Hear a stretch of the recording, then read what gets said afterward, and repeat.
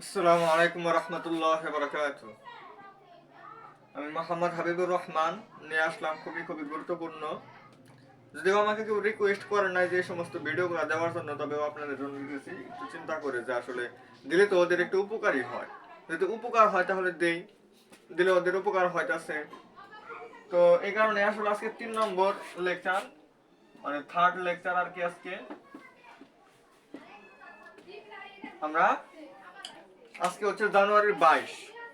তো আমাদের আর 8-9 দিনের মতো সময় আছে।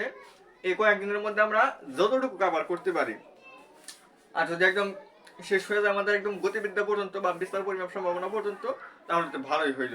আমরা 2টা ক্লাসে আমরা ম্যাট্রিক্স নির্ণায়ক শেষ দিছি, সরলরেখার আমাদের লাস্ট একটা টাইপ, কয়েকটা টাইপ বাকি আছে আর কি। মানে বেসিক যে আলোচনার বিষয়টা ওইটা কিন্তু আজকে আমরা 3 নম্বর আলোচনা করব। তো বেসিক আলোচনার ওই বিষয়টা আমরা প্লে লিস্টের মাধ্যমে আর কি আপলোড দিতেছি। আর যারা আমাদের গ্রুপে অ্যাড হবেন তারা তো আসলে খুব ভালো ভালো উপকৃত হবেন আর কি। খুবই আপনাদের উপকার আসবে। যারা এই পরীক্ষার্থী আছেন আপনাদের একদম ফ্রিতে এক্সাম ব্যাস, মানে আপনাদের যে টেস্ট পরীক্ষা অলরেডি শুরু হয়েছে বেশ কিছু কলেজে।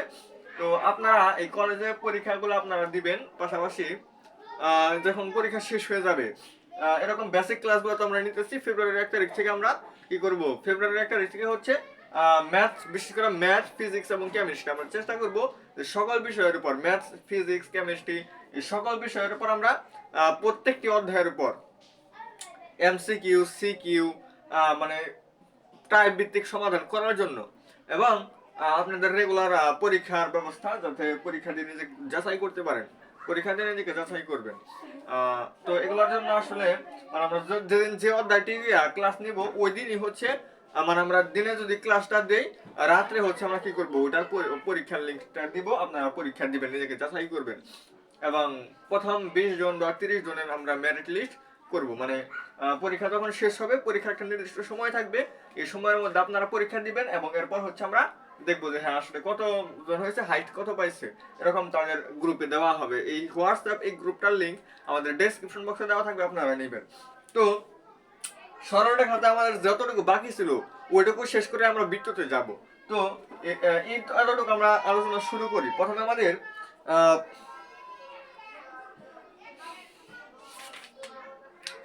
দেখেন আমরা কোথায় থেকে আজকে শুরু করব, সেটা হচ্ছে একটা বিন্দু থেকে রেখার দূরত্ব। একটা বিন্দু যদি আমাদের সাপোজ ধরেন যে 1,2, এই বিন্দু থেকে ax plus by plus c equal 0, এই রেখার দূরত্বটা আমরা নির্ণয় করব। মানে একটা বিন্দু থেকে একটা রেখার দূরত্ব, এই বিষয়টা আমরা গত ভিডিওতে আলোচনা করছিলাম না। আমাদের সিম্পল কয়েকটা বিষয় আছে। কি কি বিষয় আছে আমি একটু বলি। বিন্দু থেকে রেখার দূরত্ব, রেখা থেকে রেখার দূরত্ব, দুটা রেখার মধ্যবর্তী কোণ মনে হয় আলোচনা করছিলাম। যাই হোক, ওটা আবার একটু আলোচনা করব। আর হচ্ছে আর কি বাকি আছে, স্থূলকোণের সমদ্বিখণ্ডিকের সমীকরণ আর সূক্ষ্মকোণের সমদ্বিখণ্ডিকের সমীকরণ, এই কয়েকটা বিষয় আমাদের বাকি আছে। তাছাড়া অলরেডি আমরা সবকিছু আলোচনা করছি। তো এই রেখা, এই বিন্দুটা দ্বারা এই রেখাকে আমরা সিদ্ধ করব। a into 1 plus b into 2 plus c divided by হচ্ছে a square plus b square. এটা হচ্ছে ফর্মুলা এবং পরমান দিব। এটা হচ্ছে মানে এখানে যে বিন্দুটা থাকবে এই বিন্দুটা দিয়ে এটা সিদ্ধ করতে হবে। এখানে x এর জায়গায় 1 ছিল, মানে ভুজ বলতে এখানে x এর জায়গায় মানে x এর জায়গায় আমরা ভুজ বসাবো, y এর জায়গায় আমরা কোটি বসাবো। বসানোর পরে divided by a square plus b square, মানে x এর সহগ ডিভাইডেড বাই y এর সহগ। মানে এই বিষয়গুলো করে এটা পরমান দিতে হবে, কারণ এটা দূরত্ব কখনো কি হয় না, নেগেটিভ হয় না। তাহলে এটা অ্যাপ্লাই করে আমরা দূরত্ব নির্ণয় করতে পারবো যে একটা বিন্দু থেকে একটা রেখার দূরত্ব কিভাবে নির্ণয় করতে হয়। এরপর হচ্ছে একটা রেখা থেকে আরেকটা রেখার দূরত্ব। তবে শর্ত হচ্ছে দুইটা রেখা যে আমরা মধ্যবর্তী দূরত্ব নির্ণয় করব, এই দুটা রেখা অবশ্যই সমান্তরাল হতে হবে। যদি সমান্তরাল হয়, দুটা রেখা যদি সমান্তরাল হয়, তাহলে এই সমান্তরাল রেখা দুইটা আমরা মধ্যবর্তী দূরত্ব নির্ণয় করতে পারবো। যেমন ax plus by plus c equal হচ্ছে 0, আর হচ্ছে a1x plus b1y plus c1, এটা দিলাম c2, অথবা c নট, অথবা শুধু c ধরলাম আমরা। যাই হোক, এটা ইকুয়াল হচ্ছে 0, এটা আমরা 1 ধরতে পারি। তো দেখেন একটা হচ্ছে এগুলা সম্পূর্ণটুকু সেম থাকবে, কারণ আমি বলছি রেখা দুটা সমান্তরাল হতে হবে। তার মানে এতটুকু এবং এতটুকু সেম হতে হবে, শুধু এই ধ্রুবক দুটা চেঞ্জ হতে পারে, দুটা দুই ধরনের ধ্রুবক হতে পারে। অবশ্যই ধ্রুবক চেঞ্জ হবে, ধ্রুবক কখনো সেম হবে না। ধ্রুবক এটা সি, এটা C1, এটা 5 হলে এটা 7 হতে পারে, বা 10 বা অন্য অন্য কিছু হতে পারে। সেক্ষেত্রে এই দুটো সমান্তরাল রেখার মধ্যবর্তী দূরত্বের ফর্মুলা হচ্ছে c - c1 divided by root over of a square plus b square. এটা হচ্ছে আমাদের দূরত্ব নির্ণয়ের ফর্মুলা, যে একটা সমান্তরাল রেখা, দুটো সমান্তরাল রেখার মধ্যবর্তী দূরত্ব নির্ণয়ের ফর্মুলা হচ্ছে এটা। এটা সাহায্যে আমরা নির্ণয় করতে পারবো। এরপর হচ্ছে মধ্যবর্তী সূক্ষ্ম কোণ, একটা ঢাল হচ্ছে m1 আর একটা ঢাল হচ্ছে m2। দুইটা রেখার যদি মধ্যবর্তী কোণ নির্ণয় করতে বলে, দুইটা রেখার মধ্যবর্তী কোণ নির্ণয় করতে বলছে, সেক্ষেত্রে আমরা কি বের করব? সেক্ষেত্রে হচ্ছে দুইটা ঢাল m1 এবং m2 আমরা নির্ণয় করব। নির্ণয় করে আমরা tan θ equal m1 minus m2 divided by 1 plus m1 m2 বের করব। এখানে প্লাস নিলে হবে আমাদের সূক্ষ্মকোণ, মাইনাস নিলে হবে আমাদের স্থূলকোণ। তো মধ্যবর্তী কোণ আমার সূক্ষ্মকোণ হতে পারে, স্থূলকোণ হতে পারে, অথবা দুইটাও হতে পারে। সেক্ষেত্রে আমরা এগুলো বের করতে পারবো। আমরা শুধু এই সূত্রটা অ্যাপ্লাই করব। m1 এর জায়গায় প্রথম ঢালটা বসাবো, m2 এর জায়গায় দ্বিতীয় ঢালটা বসাবো। সেক্ষেত্রে আমাদের থিটার মান যেটা আসবে ওটাই হবে আমাদের মধ্যবর্তী কোণ। এটা গেল। এরপর হচ্ছে সূক্ষ্মকোণের সমদ্বিখণ্ডিতকের সমীকরণ, আর হচ্ছে স্থূলকোণের সমদ্বিখণ্ডিতকের সমীকরণ। Just 1 minute.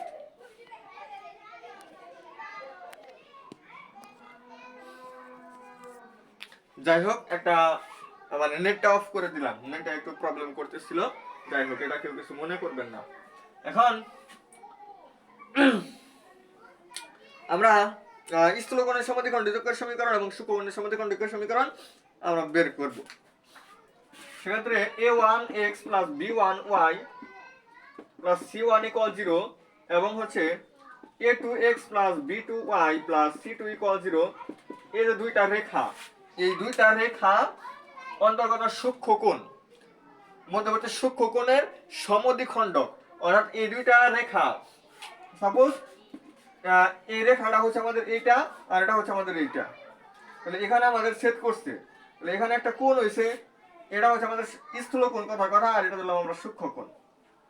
এখন এইটা এই কোণকে আমার একদম খণ্ড করবে, সাপোজ এখান দিয়ে গেল, তাহলে এই যে এই রেখাতে সমীকরণটা, এই সমীকরণটা আমরা নির্ণয় করব, এবং এটাকে খণ্ড করলো, তাহলে যে এই রেখাটা, এই রেখার মধ্যবর্তী কোণ আমরা নির্ণয় করব।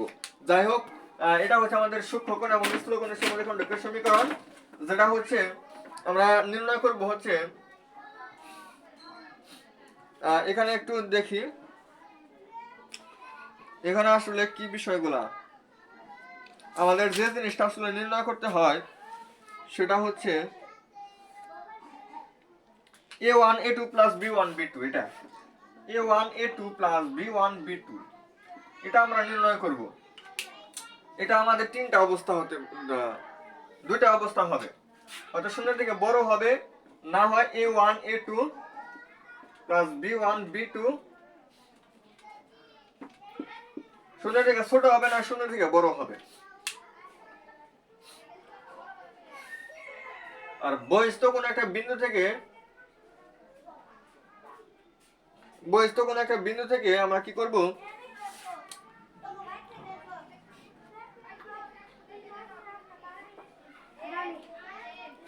বহিস্থ কোন একটা বিন্দু থেকে, এত বিন্দুতে কি করো, মানে একটা বিন্দু আমাকে উল্লেখ করে দিবে। সেই বিন্দু থেকে আমি একবার এটার দূরত্ব নির্ণয় করব, প্রথম রেখার দূরত্ব নির্ণয় করব এবং দ্বিতীয় রেখার দূরত্ব নির্ণয় করব। এই দুইটা দূরত্ব আমার সমান হবে, এই দুইটা দূরত্ব আমার সমান হবে। যেমন আমি x, y বিন্দু থেকে আমি দূরত্বটা নির্ণয় করলাম, তাহলে এটা আমাদের হয় a1x plus b1y plus c1 divided by root over of a1 square plus b1 square. এই কনসেপ্টটা খুবই গুরুত্বপূর্ণ। ইকুয়াল হচ্ছে এখানে প্লাস মাইনাস দিতে হবে, প্লাস মাইনাস আমার আবারও আসবে, এই বিন্দু থেকে আমি আবার এটার দূরত্ব নির্ণয় করব। সেক্ষেত্রে a2x plus b2y plus c2 divided by root over of square plus a2 square plus b2 square. এখন এই যে এই দুইটা দূরত্ব, এই দুইটা দূরত্ব সমান হবে, এবং এই ডান পাশে যে দূরত্বটা থাকবে ওটার আগে একটা প্লাস মাইনাস দিতে হবে, প্লাস মাইনাস দিতে হবে। এখন এটা আমরা দিব, এবং আমরা a1 a2 plus b1 b2, মানে a1 a2 মানে কি এই দুটার গুণফল প্লাস হচ্ছে এই দুটার গুণফল করলে যদি আমাদের শূন্য থেকে বড় হয়, শূন্য থেকে বড় মানে কি পজিটিভ, তাহলে এখানে কি আর পজিটিভ নিলে হবে স্থূলকোণের সমদ্বিখণ্ডকের সমীকরণ, মাইনাস নিলে হবে সূক্ষ্মকোণের সমদ্বিখণ্ডকের সমীকরণ। আর যদি দেখা যায় শূন্য থেকে ছোট হয়ে যায় মানে কি ঋণাত্মক, ঋণাত্মক হলে আমার স্থূলকোণের সমদ্বিখণ্ডকের সমীকরণ, প্লাস হলে হবে সূক্ষ্মকোণের সমদ্বিখণ্ডকের সমীকরণ।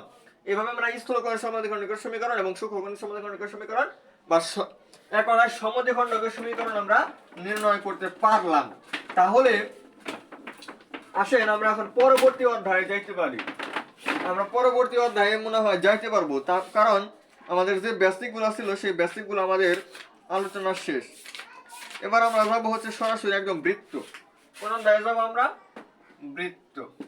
মার্কার চেঞ্জ করে নেই, আজকে মনে হয় একটু সমস্যা দিতে পার, মার্কার চেঞ্জ করে নিলে একটু ভালো হইতো।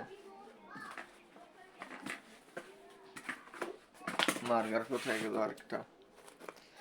যাই হোক, এটা দিয়ে লেখা লাগবো, এটা দিয়ে লেখি। মার্কার তো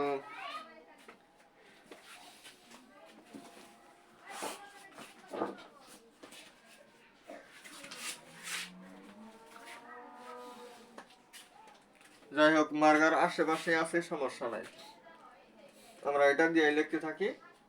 তো একটা বৃত্ত, এই বৃত্ত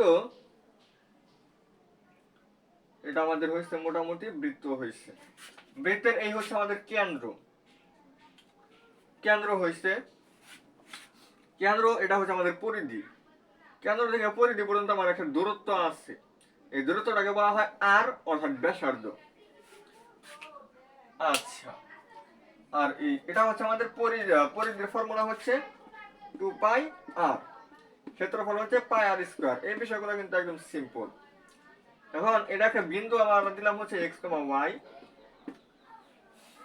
x, y হচ্ছে আমাদের সাপোজ কি বলেন এটাকে, কেন্দ্র। তবে এখানে x, y হবে না, আমরা h, k দিয়ে হিসাব করব। এটা h, k, দেখেন একদম সহজ। এটা দিলাম আমরা h, k। সেক্ষেত্রে কেন্দ্র হচ্ছে h, k, ব্যাসার্ধ হচ্ছে r। আমাদের ফর্মুলা কি? x - h whole square plus y - k whole square equal r square. এখন যদি এরকম হয় x square plus y square equal r square, এটার ক্ষেত্রে আমার কি হবে? এটার ক্ষেত্রে দেখেন আমরা x স্কয়ারকে আসলে মূলত আমরা x - 0 হোল স্কয়ার দিলে কিন্তু অসুবিধা হয় না, আবার y - 0 হোল স্কয়ার দিলে কিন্তু অসুবিধা হয় না। তার মানে আমরা এটার ক্ষেত্রে আমরা ব্যাসার্ধ বলতে পারি r, কেন্দ্র বলতে পারি আমরা 0,0। কেন্দ্র হচ্ছে 0,0 হবে, আর এটার ক্ষেত্রে কেন্দ্র হচ্ছে আমাদের h, k, ব্যাসার্ধ হচ্ছে r। এবং একটা সমীকরণ x square plus y square plus 2gx plus 2fy plus c equal 0, এটাও আমাদের একটা বৃত্তের সমীকরণ, যেখানে বৃত্তের সমীকরণ হবে কি না এটা খুবই গুরুত্বপূর্ণ একটা প্রশ্ন আছে আমাদের। আমাদের বিভিন্ন সময় ভর্তি পরীক্ষায় এগুলো আসে, যে কোনো সময় আসা পড়তে পারে যে আসলে এই সমীকরণটা একটা বৃত্তের সমীকরণ হবে কিনা। আপনারা একটা জিনিস খেয়াল করবেন, যেখানে x স্কয়ার এবং y স্কয়ার এই দুটো সহগ কি হয়েছে? সমান। x স্কয়ার এবং y স্কয়ার সহগ সমান হতে হবে এবং একই চিহ্ন বিশিষ্ট হতে হবে, এবং x y সম্বলিত কোনো পদ থাকা যাবে না। এখানে x y সম্বলিত কোনো পদ আছে? নাই। x y সম্বলিত কোনো পদ থাকলে সেটা বৃত্তের সমীকরণ হবে না। আরেকটা হচ্ছে x স্কয়ার এবং y স্কয়ার সহগ পরস্পর একদম সমান হতে হবে। সাপোজ x স্কয়ার সহগ আছে এখানে 1, y সহগ আছে এখানে 1। দেখেন দুটো জিনিস কিন্তু সেম জিনিসই আছে এখানে, এবং দুটার আগে প্লাস আছে, তার মানে কি এটা একটা বৃত্তের সমীকরণ হবে। আর এটা হচ্ছে 2, এটা হচ্ছে 3, তাহলে কি হবে না? এটা বৃত্তের সমীকরণ হবে না, এটা হতে পারে কি হতে পারে? উপবৃত্তের সমীকরণ হতে পারে, উপবৃত্ত। ওটা আমাদের সেকেন্ড ইয়ারে আছে, আর যারা নির্বাচনী পরীক্ষা দিচ্ছেন তারা তো অবশ্যই উপবৃত্ত সম্পর্কে পরিচিত হয়েছেন এর আগে। তো এটা কিন্তু আসলে উপবৃত্তের সমীকরণটা হয়ে যায়। চিহ্ন একই রকম, চিহ্ন দুটাই প্লাস যদি হয় সেক্ষেত্রে উপবৃত্ত হয়, আবার যদি নেগেটিভ হয় মানে একটা পজিটিভ আর নেগেটিভ সেক্ষেত্রে অধিবৃত্ত হয়ে যায়। আর একটার উপর স্কয়ার থাকলে পরাবৃত্ত হয়ে যায়, আর কোনোটার উপর স্কয়ার না থাকলে সরল রেখা হয়ে যায়। এই বিষয়গুলো আমরা আরো ডিটেলস আর সামনে আলোচনা করব। তো যাই হোক, x স্কয়ার এবং y স্কয়ারের সহগ সমান হতে হবে এবং x এর সমান কোনো পদ থাকা যাবে না। আর একটা হচ্ছে ব্যাসার্ধ, g square plus f square, g square plus f square minus c, এটা অবশ্যই শূন্যের তুলনায় সমান বা শূন্যের তুলনায় বড় হতে হবে, অর্থাৎ শূন্যের তুলনায় ছোট হওয়া যাবে না। এটা কিন্তু আমাদের আরেকটা শর্ত। তাহলে ব্যাসার্ধ এটাকে r বলা হয়, আর মানে হচ্ছে root over of g square plus f square minus c. এই ব্যাসার্ধটা আমাদের শূন্যের সমান বা শূন্যের তুলনায় বড় হইতে হবে, তাহলে এটা একটা বৃত্তের সমীকরণ হবে, আদারওয়াইজ হবে না। এরপর হচ্ছে কেন্দ্র হচ্ছে আমাদের মাইনাস জি মাইনাস এফ। মাইনাস জি মাইনাস এফ আর একটা ফর্মুলা হচ্ছে আমাদের যে শর্টকাট একটা জিনিস, যে আমাদের এক্স এর সাথে যে থাকবে তাকে মাইনাস দ্বারা ভাগ করব, ওয়াই এর সাথে মাইনাস 2 দ্বারা ভাগ করব, তাহলে আমাদের পাওয়া যাবে কেন্দ্র পাওয়া যাবে। আর ব্যাসার্ধ হচ্ছে যে formula root over of g square plus f square minus c. এখন আমাদের আরো বেশ কিছু সূত্র আছে, ওই সূত্রগুলো যদি একটু বলতাম তাহলে মনে হয় আপনাদের আরো একটু উপকার হতো। এক্স অক্ষ এবং ওয়াই অক্ষকে স্পর্শ করলে, এক্স অক্ষকে স্পর্শ করলে জি স্কয়ার ইকুয়াল সি, ওয়াই অক্ষকে স্পর্শ করলে এফ স্কয়ার সমান সি। এক্স অক্ষকে স্পর্শ করলে ব্যাসার্ধ হবে কেন্দ্রের কেন্দ্রের কোটির পরমাণ। কেন্দ্রের কোটি মানে কি, কেন্দ্র হচ্ছে মাইনাস জি, কেন্দ্রের কোটি এটা, এটার পরমাণের সমান হবে আর। আর যদি আমাদের মাইনাস জি এর পরমাণের সমান হবে আর, এটা হচ্ছে আমাদের এটা এক্স অক্ষ আর ওয়াই অক্ষকে স্পর্শ, এই বিষয়গুলা। মাইনাস এফ এর পরমাণ হচ্ছে আর, এটা হচ্ছে এক্স অক্ষকে স্পর্শ করলে, আর ওয়াই অক্ষকে স্পর্শ করলে মাইনাস জি এর পরমাণ হচ্ছে আর। আর আরেকটা বিষয় আমাদের খেয়াল রাখতে হবে, যে উভয় অক্ষকে স্পর্শ করে তাহলে g square equal f square equal c হবে, এবং ব্যাসার্ধটা আমাদের minus f equal minus g equal c হতে পারে, এরকম হয় আর কি।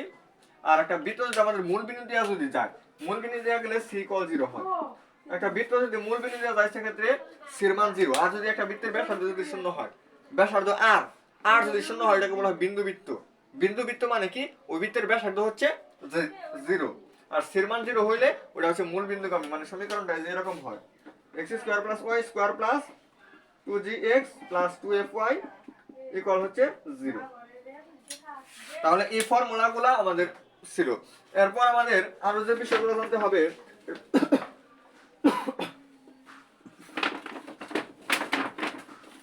এক্স অক্ষের খণ্ডিত অংশ।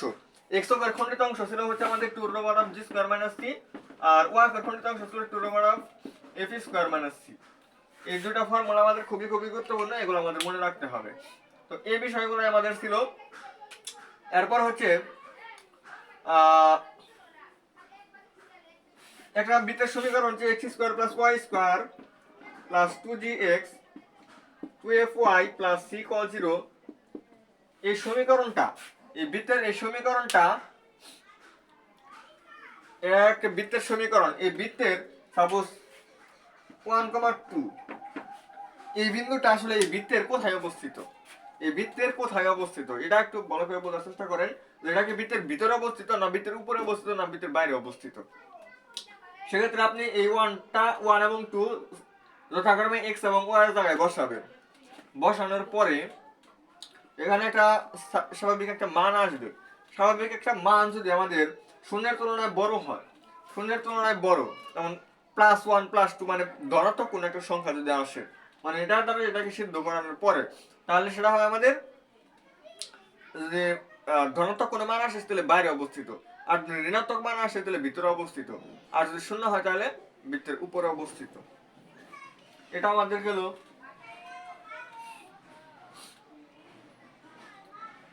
এরপর হচ্ছে এই বিন্দুটা দিয়ে আমরা এটা করব, সিদ্ধ করলে যে মানটা আসবে ওইটাকে আমরা রুট করব। এটা হচ্ছে এত বিন্দুতে স্পর্শকের দৈর্ঘ্য, এই বিন্দুতে স্পর্শকের দৈর্ঘ্য, স্পর্শকের দৈর্ঘ্য হবে। আর স্পর্শকের সমীকরণ হবে আমাদের x × x1 plus y × y1 plus x × x plus x1 plus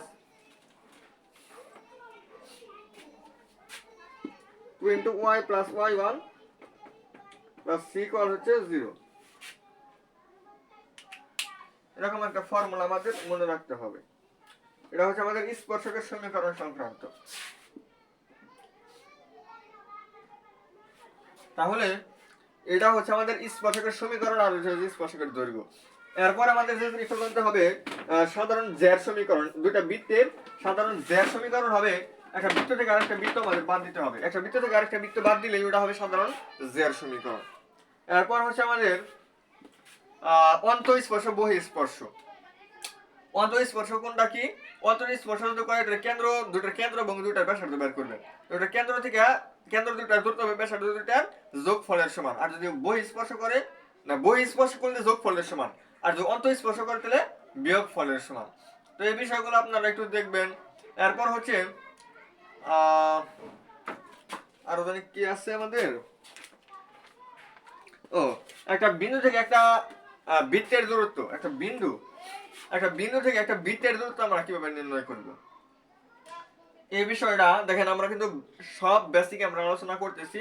এই বিষয়গুলো আপনারা একটু মনোযোগ সহকারে যদি দেখেন তাহলে আপনাদের একটু হলেও আর কি উপকারে আসবে, এবং উপকারে যেন আসে সেই উদ্দেশ্য করে আমরা এই ক্লাসগুলা, বিশেষ করে আমি এই ক্লাসগুলা কি করতেছি আপনাদের জন্য নিতেছি।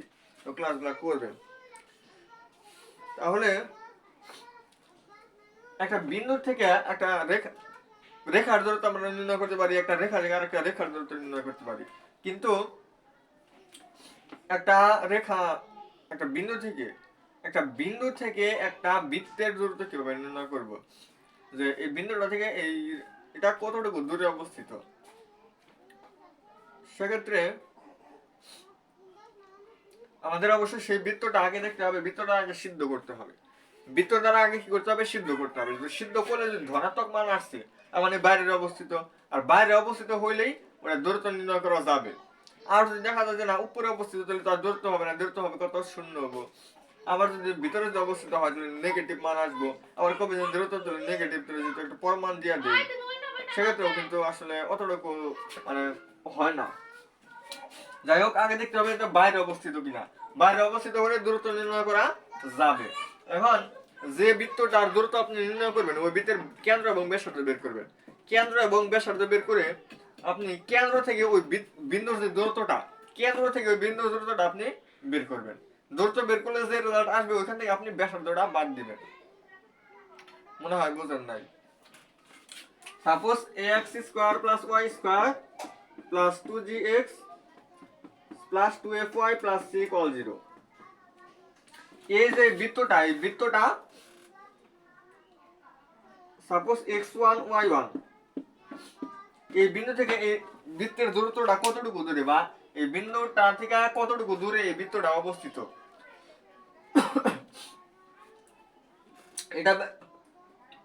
এটা বের করার জন্য এই বৃত্তের কেন্দ্র মাইনাস জি মাইনাস এফ আপনি বের করবেন, এবং ব্যাসার্ধ হচ্ছে √g square plus f square minus c, এটা আপনি বের করবেন। এই দুটো আগে আপনি বের করবেন। বের করার পরে হচ্ছে এই দুটো বিন্দুর দূরত্ব বের করবেন। এই দুটার দূরত্ব বের করে যে মানটা আসবে ওইখান থেকে আপনি এটা বিয়োগ করবেন। তার মানে আমাদের রেজাল্ট হচ্ছে x1 plus g whole square plus y1 plus f whole square, এটা রুট। এখানে যে মানটা আসবে এখান থেকে আমাদের √g square plus f square minus c, এটা বাদ দিতে হবে। এটা হচ্ছে আমাদের একটা বিন্দু থেকে একটা বিন্দু থেকে একটা বৃত্তের দূরত্ব নির্ণয়ের ফর্মুলা। এটা অ্যাপ্লাই করে আমরা দূরত্ব নির্ণয় করতে পারি। এই বিষয়গুলো আমাদের গেল। এরপর হচ্ছে একটা রেখা একটা বৃত্তকে স্পর্শ করবে কিনা, একটা রেখা একটা বৃত্তকে স্পর্শ করবে কিনা সেটা আমরা কিভাবে বুঝবো। সেক্ষেত্রে আমাদের কেন্দ্র এবং ব্যাসার্ধ বের করতে হবে। কেন্দ্র এবং ব্যাসার্ধ বের করে কেন্দ্র থেকে ওই রেখার দূরত্বটা আমি নির্ণয় করব। মানে না, কেন্দ্র থেকে হচ্ছে হ্যাঁ রেখার দূরত্বটা আমরা বের করব। রেখার দূরত্বটা যদি আমাদের ব্যাসের সমান হয়, ব্যাসার্ধের সমান হয় তাহলে বৃত্তকে স্পর্শ করবে, আদারওয়াইজ স্পর্শ করবে না। তো আর কি আছে, সবকিছু আলোচনা করেই ফেলছি, আর কোনো কিছু মনে হয় বাকি নাই। আমরা এখন সংযুক্ত কোণের ত্রিকোণমিতিক অনুপাতে যাইতে পারি। আর কি আলোচনা করবো? বৃত্তের মধ্যে আর কোনো কিছু নাই, সব আলোচনা করার শেষ।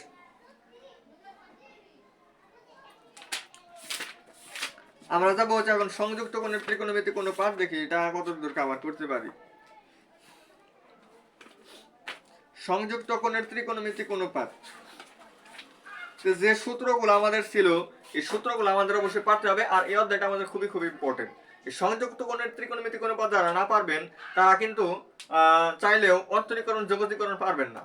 যারা এই অধ্যায়টা ভালোভাবে না পারবেন তারা ওইগুলা পারবেন না, এক কথায় বা শেষ। যদি অন্তরীকরণ যোগজীকরণ ভালোভাবে পারতে চান তাহলে অবশ্যই আপনার সংযুক্ত কোণের ত্রিকোণমিতি অনুপাত ভালোভাবে পারতে হবে। তো যাই হোক, আর আপনারা যে কোণে দেওয়া থাকবে না কেন, তবে সাইন 3340 বড় একটা কোণ দেওয়া থাকুক, আপনি n into 360 degree plus minus theta এই আদলে নেওয়ার চেষ্টা করবেন। অনেকজন 90 দিয়া করায়, 90 দিয়া করবেন, ওটা আপনার একটু সময় বেশি লাগবে বা একটু হিসাব করতে বেশি সময় লাগবে। আমি বলি 360 ডিগ্রিতে করেন, 360 ডিগ্রিতে করলে আপনার একটু সহজ হবে এবং এটার সূত্রগুলো অনেক সহজ। এটা যদি সাইন দিই তাহলে আমাদের সাইন থিটা হয়, কস দিলে কস থিটা, তারপরে ট্যান দিলে ট্যান থিটা, যাই দিব ওইটার থিটা, চিহ্নের কোনো সমস্যা থাকবে না। আর যদি মাইনাস হয় এখানে তাহলে সাইন কস ট্যান, মানে কস এবং সেকের জন্য পজিটিভ হবে, বাকি চারটার জন্য নেগেটিভ হবে। এই বিষয়গুলো আমরা একটু দেখব। তো যেমন এটা যদি আমি একটু আপনাদেরকে একটু সমাধান করে দেখাই, আমি সূত্রগুলো কিন্তু লিখবো না ত্রিকোণমিতিক। তো সূত্রগুলো হচ্ছে সাইন এটা আমরা যেমন যে কাজটা করতে পারি 10 ইন্টু 360 3600, 9 ইন্টু 360 আমরা দিতে পারি, 9 ইন্টু 360 দেই, তাহলে 6 54 4 হাত হলো 5, 27 5 হয়ে গেছে 32, 3240। আর আমার 100 লাগে, আর আমার কত লাগে 100। দেখেন তো মিলছে কিনা, অবশ্যই মিলবে। 6 54 4 হাত হলো 5, 27 5 32, 3240 এর 3340, মানে আরো 100 লাগবে। এভাবে নিলেন n into 360 degree plus minus theta, মানে এনে বেজর থেকে আপনি এটা চেঞ্জ করবেন, টাচ কিন্তু চেঞ্জ করা যাবে না, 90 এর সাথে তো বেজর নাই, 360 এর সাথে বেজর আছে, তাহলে আপনি এটা দিবেন হচ্ছে sin 100 ডিগ্রি। দেখেন কত সহজ, এটা আপনি ছোট করে নিয়ে আসতে পারলেন। আমি বলি যে n into 360 degree plus minus theta আপনি বের করবেন। আর প্রথম চতুর্ভাগ যদি বলি, প্রথম চতুর্ভাগে হচ্ছে আমাদের অল পজিটিভ, অল পজিটিভ, এটা হচ্ছে সাইন এবং কোসেক, সাইন এবং কোসেক, এটা হবে ট্যান এবং কট, এটা হবে আমাদের কস এবং সেক। এটা কোন যদি আমাদের প্রথম চতুর্ভাগে অবস্থিত হয় তাহলে ওটার জন্য সাইন কস ট্যান কস সেক কট যেটা নির্ণয় করে পজিটিভ হবে। তৃতীয় চতুর্ভাগে হলে ট্যান এবং কটের জন্য পজিটিভ হবে, বাকি দুটোর জন্য নেগেটিভ হবে। এরকম ভাবে আমরা মনে রাখতাম। এরপর হচ্ছে আমরা 7.2 এর যেগুলো আমরা আলোচনা করব। 7.2 এ হচ্ছে একটু ফাস্ট যাইতেছি, এই ক্লাসটা যদি একটু উপকার হয়, আমরা সংযুক্ত কোণের ত্রিকোণমিতিক অনুপাতটি আমরা সেটাই খুব বেশি বড় না করলাম, আমরা এরপরের দিন অন্তরীকরণ যোগজীকরণ এক ক্লাসে দেখাই দেবো, তাও 4টা ক্লাসের মাধ্যমে আমাদের শেষ হবে। যাই হোক, তাও আপনাদের একটু উপকারে আসবে।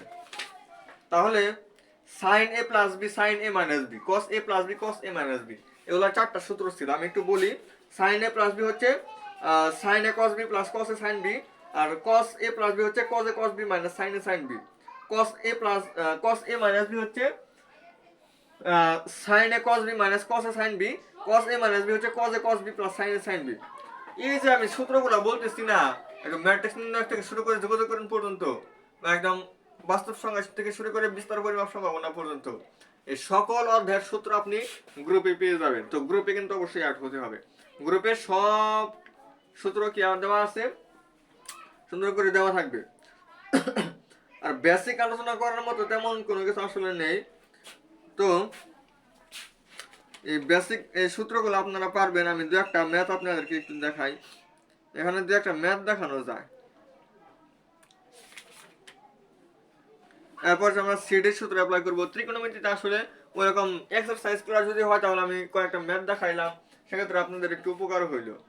এখন মনে হয় দেখাও যাবে না, এখন মনে হয় দেখা যাবে না, বোর্ডে লিখলে একটু অসুবিধা হতে পারে। তো যাই হোক, সংযুক্ত কোণের ত্রিকোণমিতিক অনুপাতের কথা যদি আমি আপনাদেরকে বলি, সংযুক্ত কোণের ত্রিকোণমিতিক অনুপাত হচ্ছে যত প্রকার সূত্র আছে এই সকল প্রকার সূত্র আপনাদের পারতে হবে।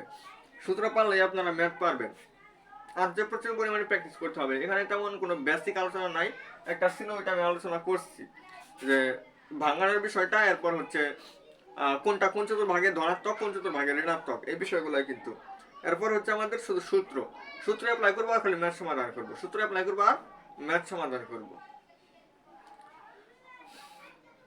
তবে কিছু শর্টকাট আছে, ওই শর্টকাট গুলো আমরা এমসিকিউ ক্লাসে দেখাই দিব। শর্টকাট গুলো হচ্ছে আমরা এমসিকিউ ক্লাসে দেখাবো। এমসিকিউ ক্লাস এখানে জাস্ট আপনারা শুধু সূত্র মুখস্থ করবেন।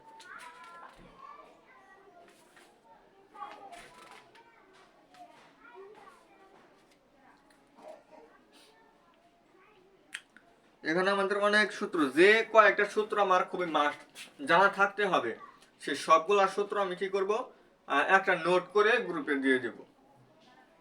গ্রুপটার লিংক ডেসক্রিপশন বক্সে দেওয়া থাকবে, ওখানে অ্যাড হবেন। ওইখানে আমরা খুব সুন্দরভাবে আপনাদের ক্লাসগুলা লিংক দিয়ে দিব। আর আপনারা চাইলে সাবস্ক্রাইব করে রাখতে পারেন, যাদের ইচ্ছা আমরা ক্লাস করব পরীক্ষা দিব না বা পরীক্ষা অতটা আমাদের দরকার না, তারা সাবস্ক্রাইব করে রাখবেন। সাবস্ক্রাইব করে রাখলে আপনারা শুধু যখন ক্লাসটা আপলোড দিই তখন আপনারা ক্লাসটা করতে পারবেন। ম্যাট্রিক্স নির্ণায়ক এমসিকিউ ক্লাস দিলাম, ওটা করলেন, ম্যাট্রিক্স নির্ণায়ক সমাধান হয়ে যাবে। সরলরেখা দিলাম, ওটা আপনাদের কভার হয়ে যাবে। এরকম বিষয়গুলো আপনারা করতে পারবেন। তো ত্রিভুজের বিশেষ করে ত্রিভুজের সাইন সূত্র, ত্রিকোণমিতির ক্ষেত্রে আমি লাস্টের দিকে যদি আসি, ত্রিভুজের সাইন সূত্র, কোসাইন সূত্র এবং সাইন সূত্রের সাহায্যে সাইন সূত্র এবং আমাদের হচ্ছে কি পরিবেশার্ধ, এই দুটো আমাদের যে সম্পর্ক, এগুলো আমাদের খুবই খুবই গুরুত্বপূর্ণ। এই বিষয়গুলো আমাদের একটু জানতে হবে।